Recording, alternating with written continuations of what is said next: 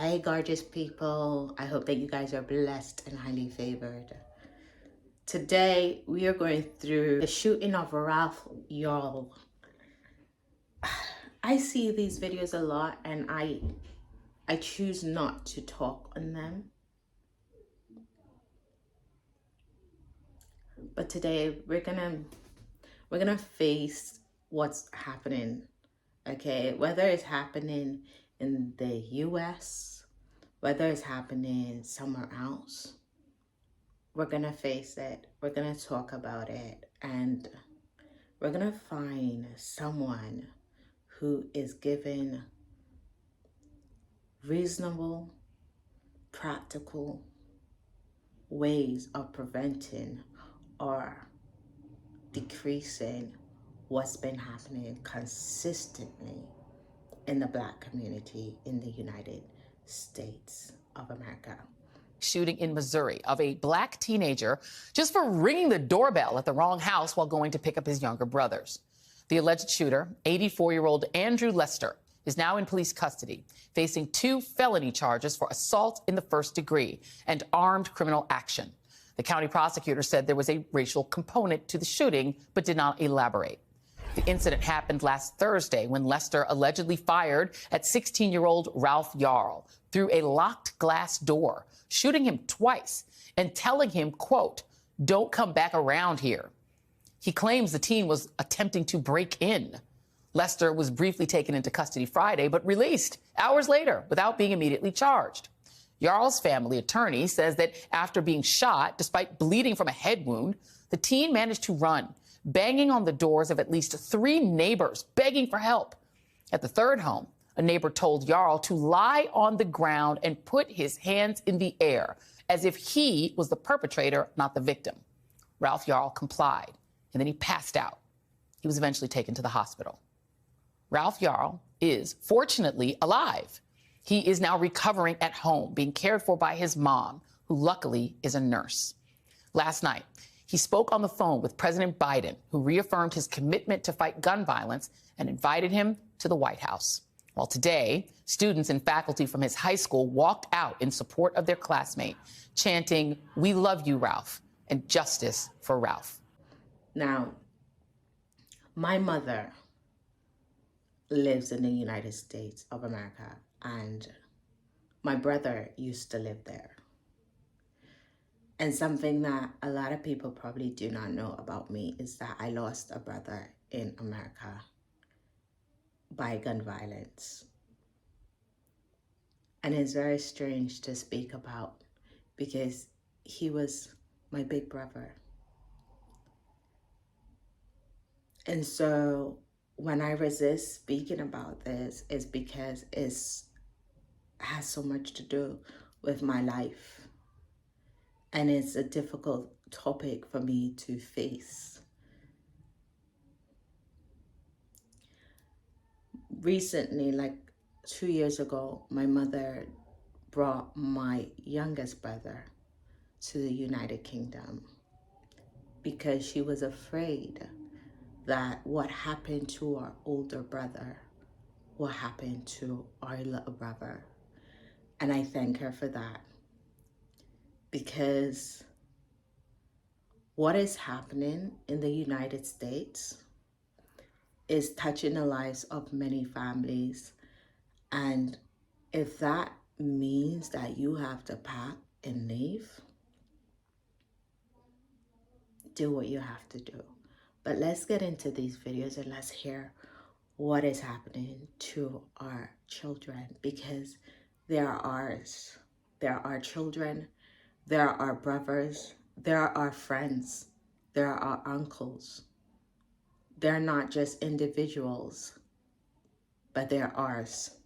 The 84-year-old man accused of shooting a Black teenager who went to the wrong house surrendered to police in Kansas City, Missouri Tuesday. 16-year-old Ralph Yarl was trying to pick up his twin brothers from a friend's house, but went to the wrong address. His mother spoke with Gayle King on CBS Mornings. He was supposed to stay outside, and his brothers were supposed to run outside, get in the car, and they come home. And that was what was supposed to happen. And while he was standing there, his brothers didn't run outside, but he got a couple of bullets in his body instead of a couple of twins coming up out and giving him a hug. The suspect, Andrew Lester, bonded out of jail after being processed on 2 felony charges. Civil rights leaders are calling for hate crimes to be added to the list. Adriana Diaz has more from Kansas City. Today, Ralph Yarl's classmates marched in solidarity and support. Ralph's mother, Cleo Nagby, says her son is recovering from being shot in the head and arm. Mostly, he just sits there and stares, and the buckets of tears just rolls down his eyes. You can see that he's just replaying the situation over and over again. Andrew Lester faces 2 felony counts, armed criminal action and first-degree assault. According to the criminal complaint, the 84-year-old told police he had just laid down in bed when he heard the doorbell. He picked up his gun and said he saw a black male approximately 6 feet tall at the door, telling detectives he was, quote, scared to death due to the male's size and Lester's old age. The complaint says Lester repeatedly expressed concern for the victim. Knock on the doors of a lot of these places, and places that sometimes don't have a lot of black people. So I can tell you, whenever I ring a doorbell, just to take an extra precaution, I step almost all the way off the porch, because sometimes, as we saw in this case, there are no words. There is no time for discussion. There is no opportunity, as we have to do sometimes, to make someone feel comfortable through conversation. Omar, we watched you get arrested on television for doing nothing besides being present at a scene as a reporter, but you were singled out. You know, when it's happening to you in the moment, you're just trying to get through the moment, because you don't know what slight move is going to trigger some reaction. And it wasn't until after I get back, one of our colleagues, Josh Campbell, he's a white reporter, he said, you know, I just talked to the cops, told them who I was, they let me go about my business, and in that moment, those are moments that you cannot really put in. To feel the statistics from gun violence, which is not easy for me. There have been over 160 shootings this year, and it's only April. Guns are now the leading cause of death of kids in America. Oh. A new survey says 1 in 5 Americans have lost a family member to gun violence, including myself. Yes. Also, 1 in 6 Americans have witnessed a shooting. Among Black adults, it's 1 in 3. We shouldn't have to be presented with this false choice, which suggests you're either in favor of the Second Amendment or you want reasonable gun safety laws. That's a false choice. The point is to say, it is reasonable that we would have background checks, because it is reasonable that you might want to know if someone has been found by a court to be a danger to themselves or others before they can buy a gun. It's just reasonable. It's just reasonable. It is reasonable to say that weapons of war have no place on the streets of America. And by that, I mean assault weapons. Weapons of war. They were literally designed to be weapons of war. We need an assault weapons ban. These are reasonable things to do. What do you tell your children? Like, do you give them the truth?